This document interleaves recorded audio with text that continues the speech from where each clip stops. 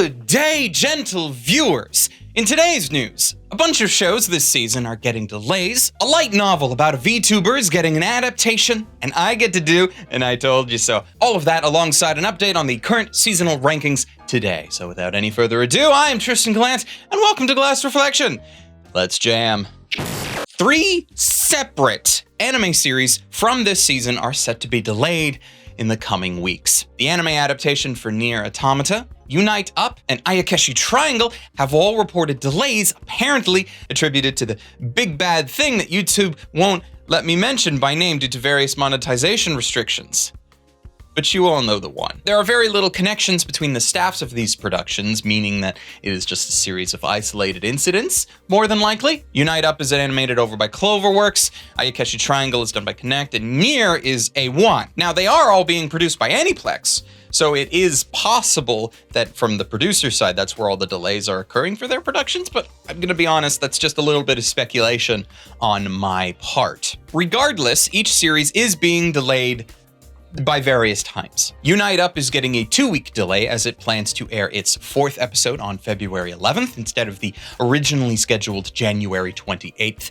Ayakeshi Triangle still plans to air its 3rd episode today on the 23rd, with the 4th coming out next week on the 30th. However, after that, the series plans to rerun its first 4 episodes over again each week, which would put the airing of episode 5 on March 6th.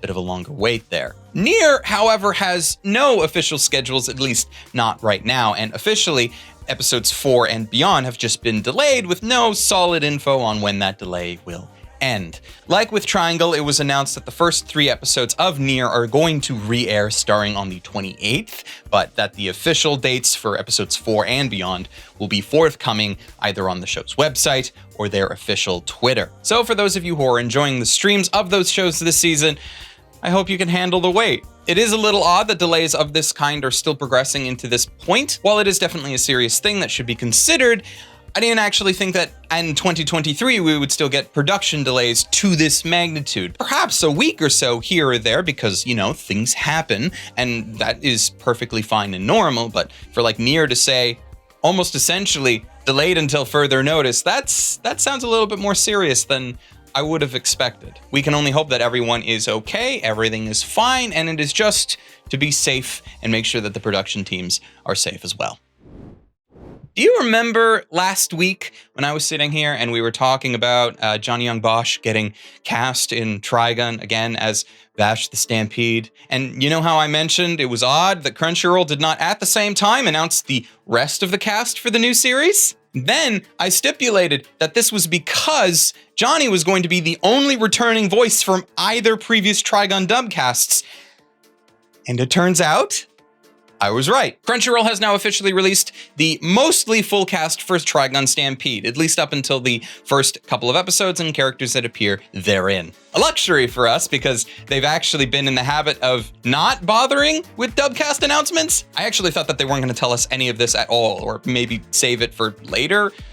I don't know. Some Crunchyroll dubs of late have been left to the actors themselves to announce that they're in it on Twitter, which personally, I think is a poor look for the company. They should really be on top of that. It doesn't take much to just send out a press release on who's in your cast. You're already spending the money to have them be in your dub. Give them the recognition that they need. And at least up to this point, as I predicted, no other character from the series will retain their voice from any previous adaptation, solidifying my disappointment. But I am at least hopeful that this list of new actors will enjoy the chance to work on this project and to voice these characters.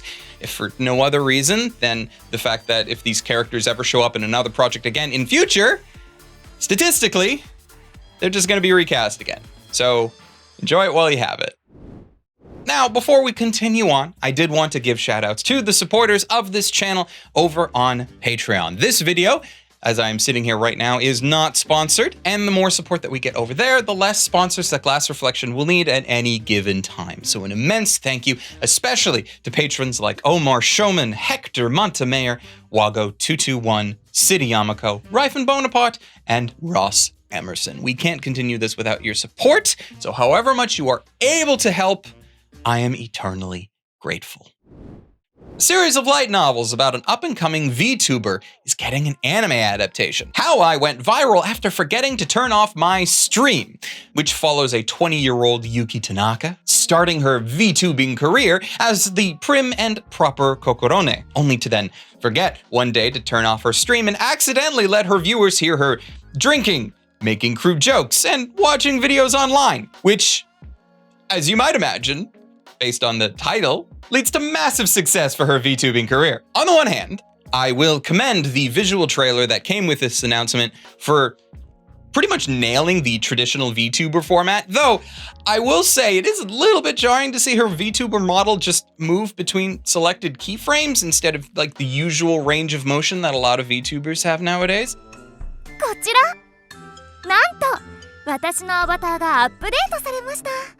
見てください。淡雪 2.0 と言っても過言ではありません。 Does make me wonder if they even actually have a rig for the VTuber character, or if this is just some heavily skillful faking of the range of motion that a rig would normally provide. Either way, the trailer may or may not be indicative of the show's actual animation. We don't know. They haven't told us. I would personally like to see and hope that we're gonna get some actual traditional style anime presentation of the story, though perhaps to keep it more real and maybe also cheaper, ?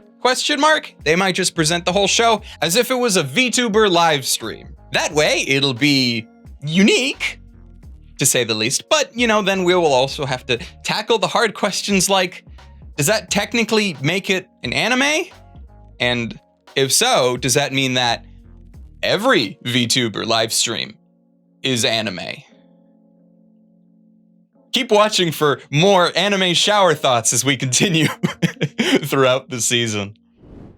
Lastly for today, following up from last week where we checked in on the chart from Anime Trending about what was spiking people's interest, this week we have a quite large upset. The magical revolution of the reincarnated princess and the genius young lady jumped from 5th place to 1st. Well deserved, though now I do kind of feel silly because I talked about this series a week or so ago, saying that people probably won't end up talking about this show, so I might as well.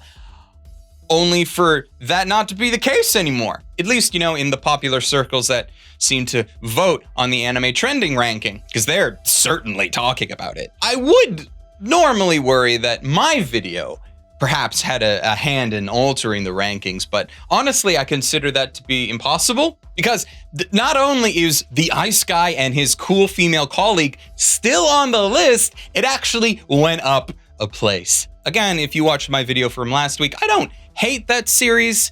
I just see it as woefully average and I don't understand its prominence personally. So if I had any impact on this list at all, I am sure that that would have been kicked off. I'm fairly certain that that would have been kicked off. Though this week we did see the additions of Kubo Won't Let Me Be Invisible jumping into 6th place, as well as Buddy Daddies taking 8th, when neither show made the top 10 last week, which is kind of to be expected somewhat. Like, not everyone has time to watch every single show every season. You take it from someone who is trying. So I feel like it makes sense that it'll be a few weeks before some of these shows stabilize a bit more, and we can take we can then take a better look at what has been sticking around. Now, if you want to participate in the ranking, there will be a link in the description for their weekly voting. And to be clear, we here at Glass Reflection are not sponsored by Anime Trending. I just think what they're doing is neat. So we'll have to see what continues on, what makes it through their rankings, and how that progresses as the season goes. There are a couple of shows that I'm surprised have yet to ever make their ranking, considering their prominence elsewhere, but also I'm happy about it because that means that Iceblade Sorcerer would not get as much recognition as some places have it. And I also think that that series is woefully average, despite, you know, so many characters looking like me.